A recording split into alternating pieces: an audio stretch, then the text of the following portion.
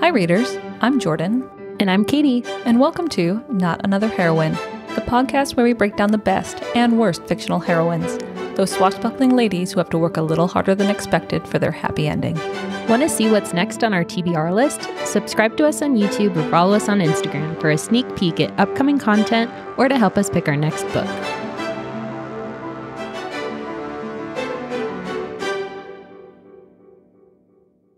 This is a pick of the week. That kind of had a 90s. It's very jazzy. I could go with jazzy. It kind of fits the theme of our pick of the week.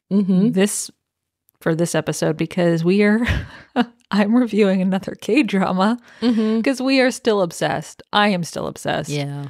You're probably confused too, because you're like, I thought you guys were on a 2-week break, but this has turned into a obsession and a therapy of sorts. Yeah, this is how we unwind, and recording is enjoyable for us. We get to, who doesn't want to hang out with their friends, eat good food, and talk about their favorite things? So welcome to the club. You are also now forcefully invited to our eat good food, hang out, and talk about good things. It should be a requirement. If you're listening to this anywhere but your car, you must have a snack. Oh, I'm a snacker while I drive. That's probably super dangerous, but okay. Well, regardless of your venue, if you can have a drink in hand, a snack, and a cozy outfit. Yeah. Especially because we are coming into sweater season. Oh my God, I am ready for it. I am in my fluffiest sweatshirt right now. It's so cozy. I'm wearing a tie-dye shirt, but I would if I wasn't a very sweaty person. If only people could see us as we record, we just roll in our sweatpants and we're like, it's recording time. You got to be cozy and comfortable to talk about cozy and comfortable. Exactly. Well, this week, as a tide over to get through our 2-week hiatus, I am talking about probably it's in the top 3 K-dramas I've seen. Whoa. And for reference, I think I've watched 20 or 30 at this point. I haven't finished 20 or 30. I get to either episode 6 or episode 12, and then I kind of fall off of them. And I'm not sure if that's a pacing thing with the show or just my lack of attention span. I could see that. But this is one of the few that I finished. And by finished, started it on one day, finished it 2 days later. That's a lot. That's commitment. It hit me right in the feels. It's up there with Doom at Your Service, which I could talk about Doom at Your Service for an hour. That's how much I love that show. But this pick of the week is for the K-drama titled, the English version is Love is for Suckers. Aw. I don't think I've seen this one. And so here's my second caveat. It's not on Netflix. Oh, okay. I believe it's available on Viki. I think that's where I watched it. And Viki is the hub for Asian entertainment, I think is their motto. So it's only $5 a month if you have an obsession like I do. So I feel like it's a good gateway too. Do you enjoy them, but you're the ones on Netflix aren't really doing it for me? For $5 a month, you could have all of the options. And that's how you end up watching 20 at the same time and never finishing any of them. That's true. But Love is for Suckers is phenomenal. Both the female lead and the male lead are outrageously good looking, which is always a nice plus. But if you have heard of or seen the K-drama She Was Pretty, which came out, I think 2014, 2017. The male lead in Love is for Suckers was the second male lead in that show. And there's something in K-dramas called the second lead syndrome, where viewers tend to like the second male lead more than the first one. And that show, She Was Pretty, had that problem real bad. Real bad. And if you look up this actor, I can't remember his name, and even if I knew it, I wouldn't try to say it. Right. Katie is, for all of you dear readers, she is Googling this actor right now, and I bet you she's going to watch this show. Yes. Yeah. So I also think. Wait. So which one is the lead? I mean, so in She Was Pretty, both of the male leads are top notch. I feel like I've seen him in something before too.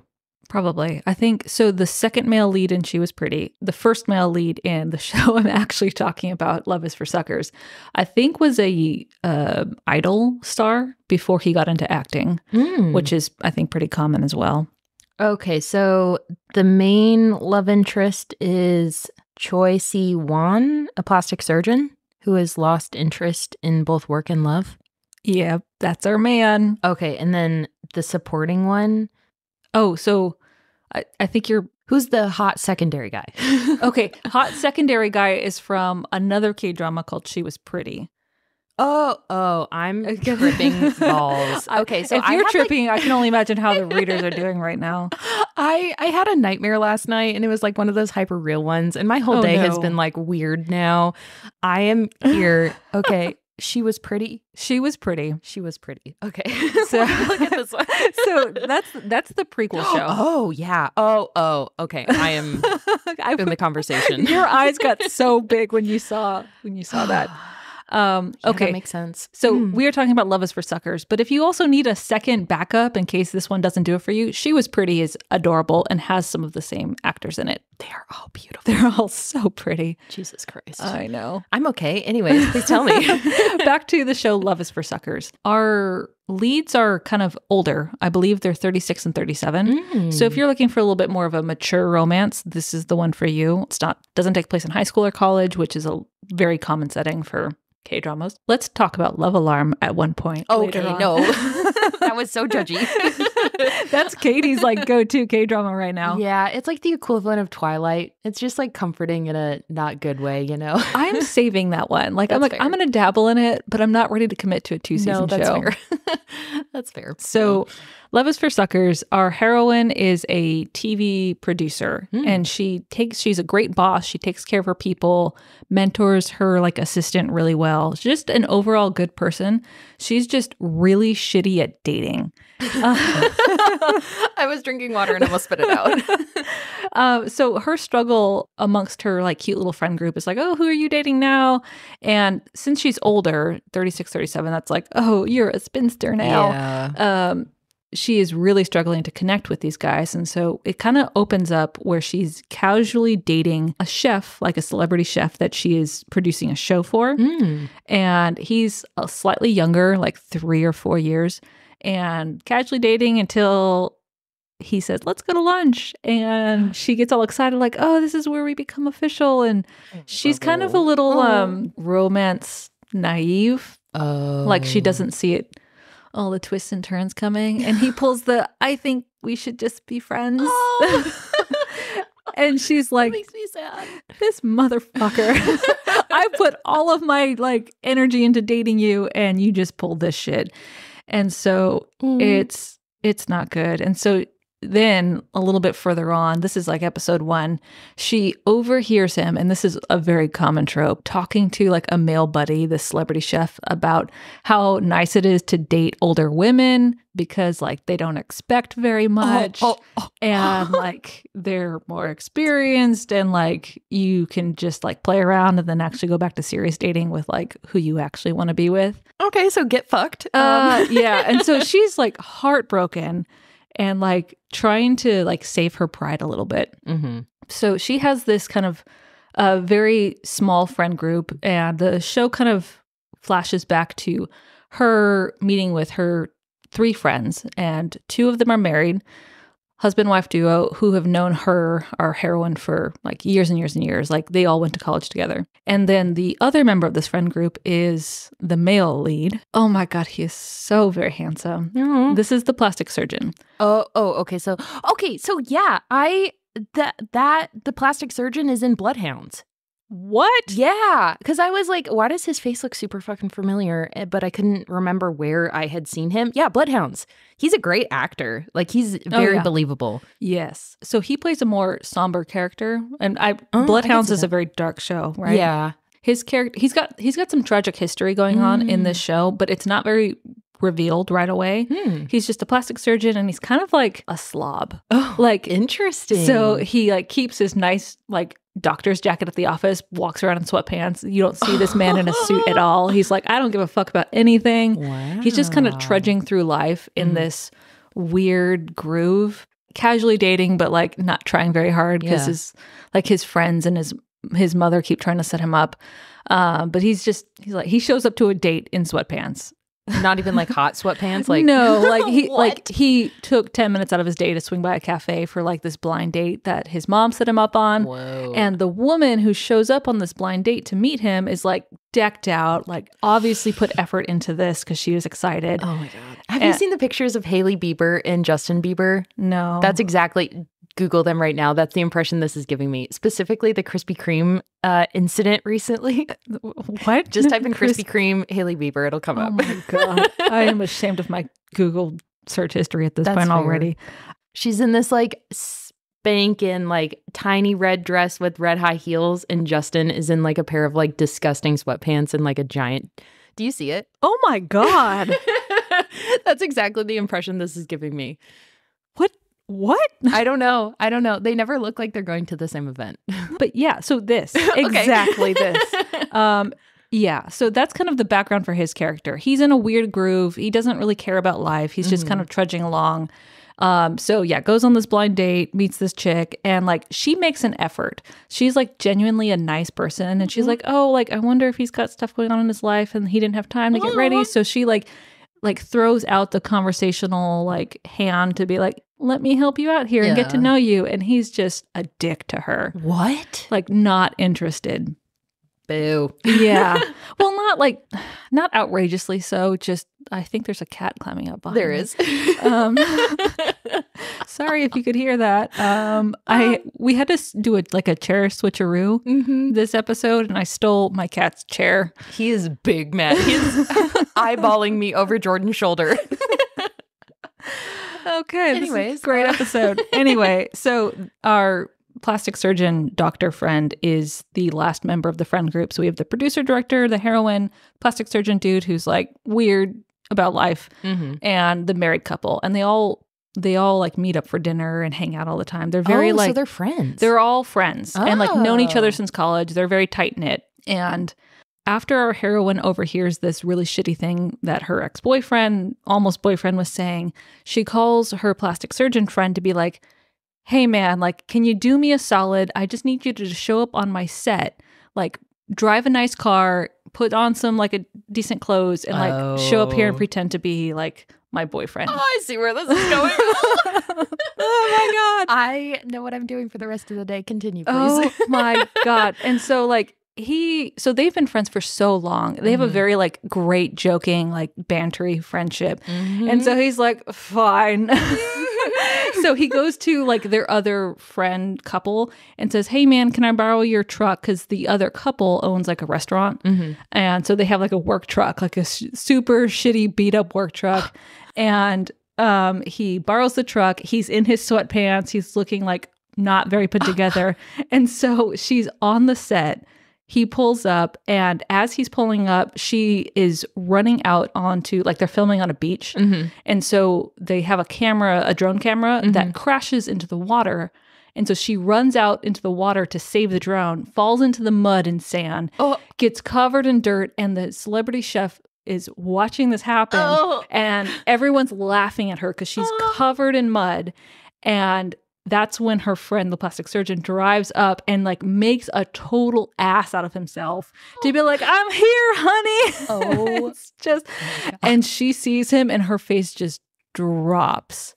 And she's like, this goddamn, all I needed you to do was just show up and look good. And it's like, yeah, you're funny, but like maybe not right now. No. So she blows him off, and he's like, what the fuck did I do wrong? You told me to come here, right? Like, he's just kind of, like, he's not ill-spirited. He's just kind of for all of his dark, tragic history, he's kind of like a goofball, and he, like, likes to poke fun at people. Yeah, so that's episode 1-ish. And then I have to talk about the redemption scene. Yeah. Because how do you come back from that? Oh, my God. Apparently well. And then... oh no. So our heroine and her very close friend, the plastic surgeon, live in the same building. So they I have read this a time or two. Yes, forced proximity a little bit. So she rents like the bottom floor of a house, and he rents the top floor of the house. And there's all of these cute little montages of like him bringing her like takeout and her delivering groceries and like back and forth. Interesting. So they've been taking care of each other for years, like in that way. Like he goes in and like picks up her place because she's a total slob. Interesting. So cute. My cheeks hurt from smiling. Yeah. So I forget how he finds out, but maybe it's through her.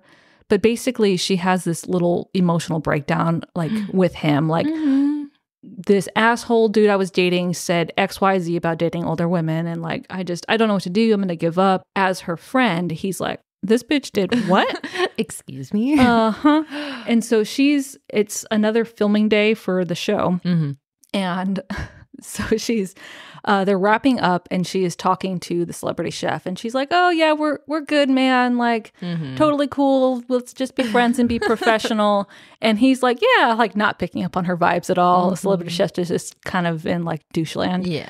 And then we get a flash to our cosmetic surgeon friend. And you see him like stride into his apartment. He shoves all of his like sweatsuits aside, pulls out a 3-piece suit. The power of the 3-piece suit. Dear God. And then he goes, takes a taxi to like a garage where he's keeping his car. Oh, Jesus. And he has the sexiest sports car you have ever seen. It's very flashy. It's like the flashiest of coupe convertible. Yeah. Ugh.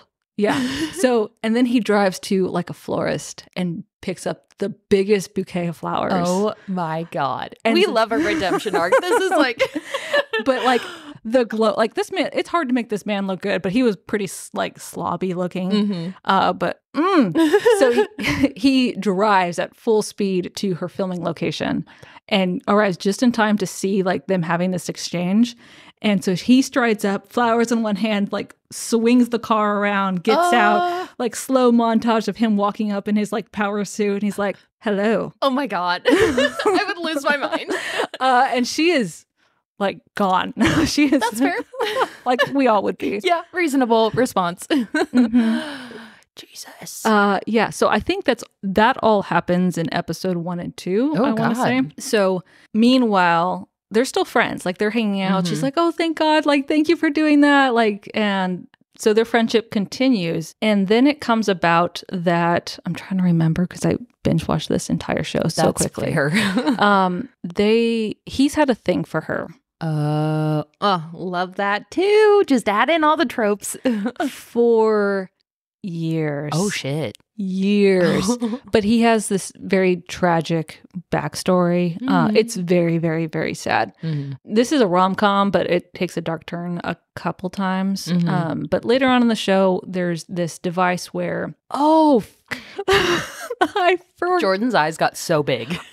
I forgot about this huge deal. Her ex comes back into the picture. Oh. Her serious ex. So her backstory is the reason why she's 36, 37 and like not married is because she was in a very serious relationship in her early 20s. They were engaged, going to get married, and then he accepted a job in the US and expected her to go with him. And she was like, excuse me? I have a job, career here. No, I'm not leaving all of that because we didn't talk about this, right? Like talk about major life decisions like moving out of the country. This was like 10 years in the past. He like leaves her at a rest stop. They have a big fight in the car. He gets on a flight to the US and she says like, I'm not going with you, man. Like, I've been working hard too. And so that's her history. Anyway, he comes back after a decade and is still in love with her. Oh, Jesus. And they hook back. This is turning into a much longer review. That's okay. This is a fun episode. This is a fun episode. I'm going to rewatch this show. I know. I want to watch this show. So he comes back into the picture right as like her friend, the surgeon, is like trying to get up the nerve to like confess his feelings. And also the surgeon friend like helped her recover post breakup from this dude. So he does not like him at all. Like, I mean, fair. This dick. So he comes back into the picture. She's like, should I give him a second chance? And she says, well, I'm only getting older. So no, despite all of her like reservations, she's like, I am tired of being like lonely. And she was madly in love with this guy. Yeah. And so they seemingly kind of rekindle their stuff. But he's like, let's get married now. Oh, shit. In like a month. And that's so, almost shady. Like, mm-hmm. why? Oh. Kermie sound. Or Miss Piggy. I think that was my Miss Piggy voice.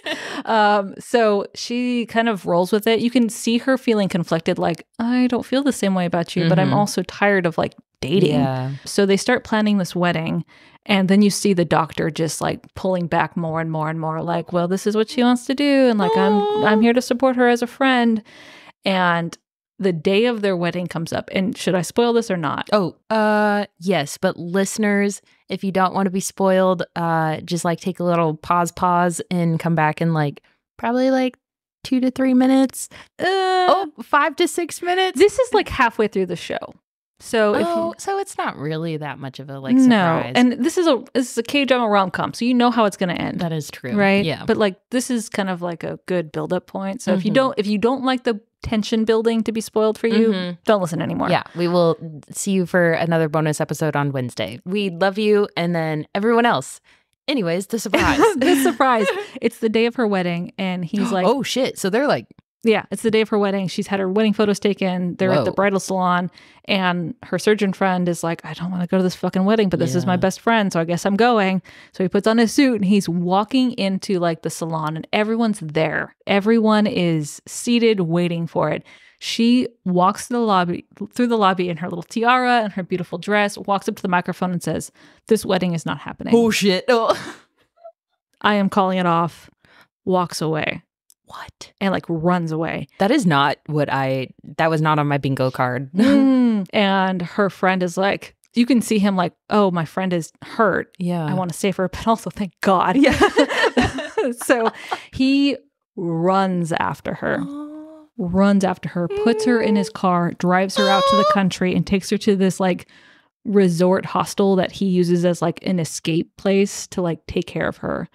Puts a coat around her, like that's just super cute. Yeah.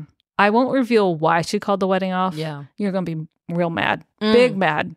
Shady. Because you know when you get like the hints of like, that's kind of sus. Like, why are you all of a sudden coming back 10 years in the future? And so interesting. She's recovering. Right around the episode 9 or 10 mark, I think our surgeon friend like confesses his feelings, and she says, "Oh, girl, you are up and down, bitches." I am getting yeeted around these corners. How do you think I felt? Why do you think I finished the show in like 2 days? That's fair. So she says no. I mean, what would you say though? Like you were about to get married, like, and then all of a sudden you're like soft fuzzy coat friend who's like there to take care of you, like pulls a switcheroo and says, actually, I love you too. Yeah. That's a lot for anyone to process. So it's probably hard as an audience member to watch that happen. But I think if you have a little empathy for the characters, it's like, oh, okay. I mean, as a TV viewer, I don't like it, but makes sense.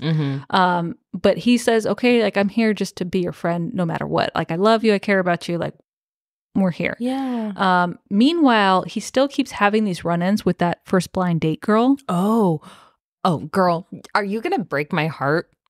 Why would I do that? Do you think listen, do you think I would have finished this show if it had a sad... That is true. Yeah. But still, that's like, how many episodes are there? 16. Oh, okay. So we're at the 3/4, 75% mark.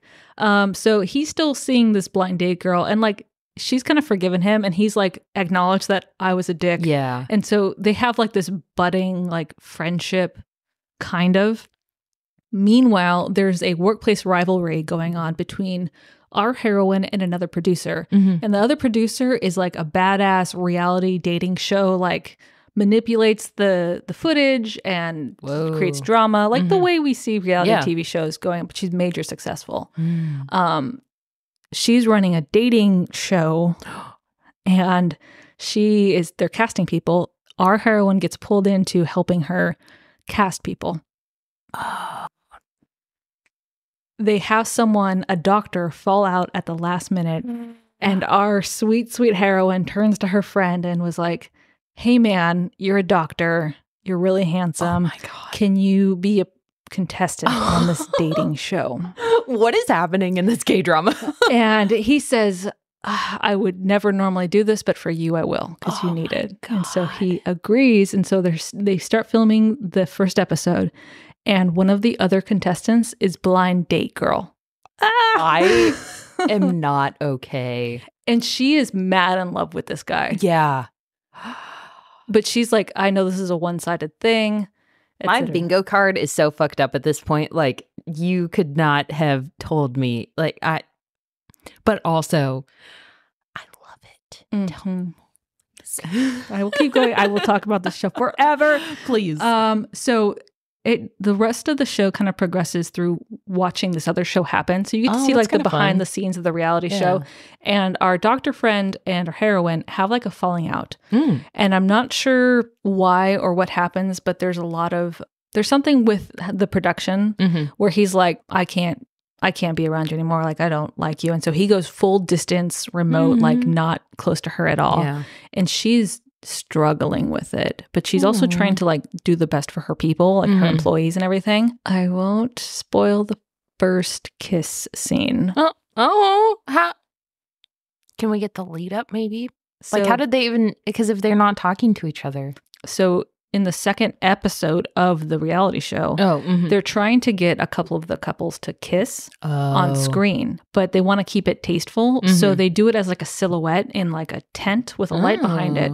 So they're setting it up between the doctor and the blind date chick. And so they take a recording break. Blind date chick has to leave. And so our heroine walks into the tent to be like, I need you to kiss her. Like, just we agreed to do this in the production team. It would really help, like, whatever. And they start recording and he kisses her. And they think it's the other chick because it's just silhouettes. And like you can see like the chemistry between these two people. It's so good. But it's like soon after that where she's like, I didn't feel anything.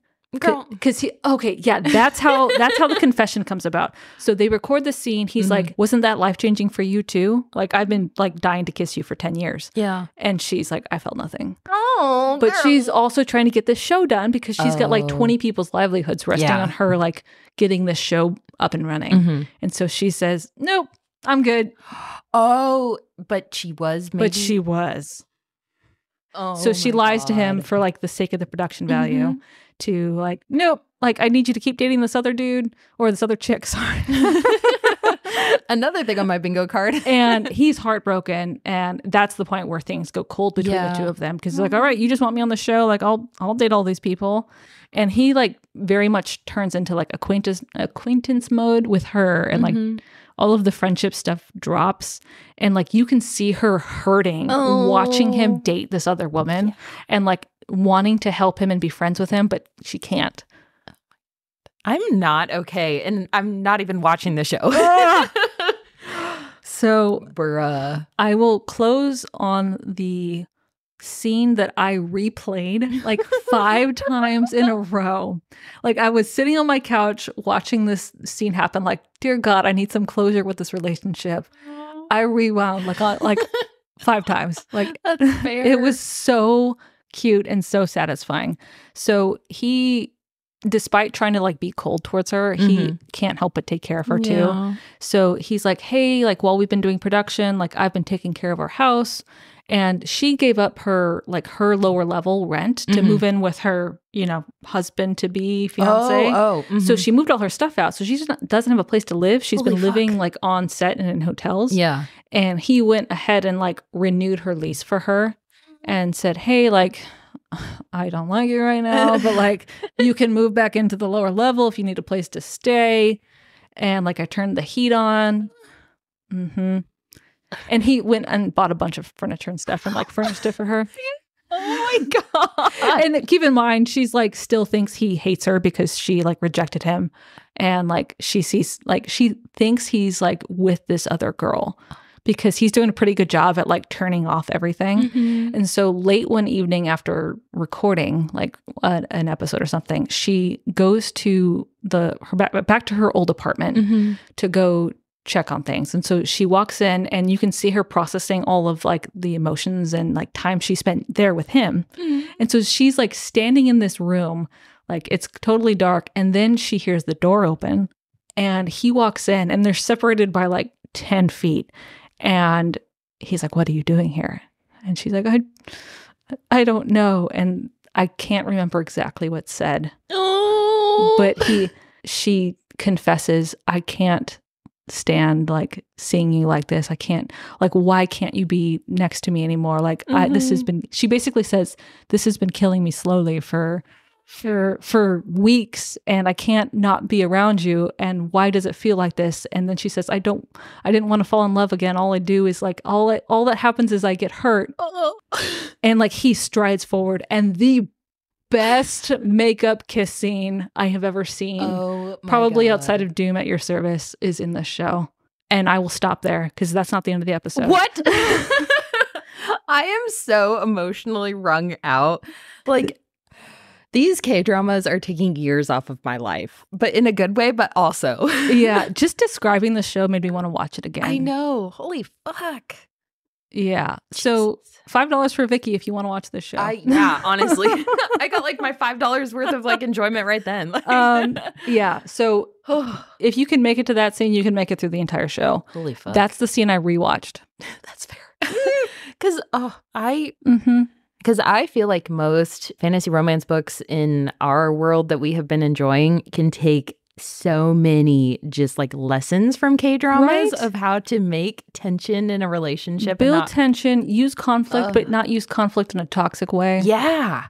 Oh my God. And like make people like talk to each other and communicate. Because I feel like a lot of the K-dramas don't rely on miscommunication because that's such a fucking prevalent like trope in fantasy romance. And it's like all of these problems would be solved if they just had one conversation. Or like not rely on like sex to build intimacy, right? Like I think that's one of the things that like these shows do well is they build intimacy by showing like a true relationship develop. Yeah. And all the like loaded moments too that like actually build romance and like the tension. Because a lot of fantasy romance is just like, oh, we're together this is the now. Culmination. We had sex. It's official now. End of the book. Or 75% of the way through the book, and now let's finish the rest of the plot. Like, yeah. Jesus. I am not okay. Like, my hormones are still all crazy. Like, this is too much. So that show was called Love is for Suckers. Love is for Suckers. And then the other one was She Was Pretty. She Was Pretty. That one it's also very good. I think I finished that one. Okay. Yeah, it's a slightly different heroine who's very quirky. It's maybe hard to relate as much to her, but also still really good. I could see that, yeah. And he's also in Bloodhounds. If you want like a chaser after your super cute romancy. And the friendship in Bloodhounds is so fucking cute. Anyways, these are K-dramas. From our, well, it's not Netflix. I know. From our screen to yours. Yeah, we'll see you on the next. Oh, fuck. I messed that one up. This has just been a Katie and Jordan fangirling moment. Yeah. That's what we do. Yeah. We'll see you later. Bye.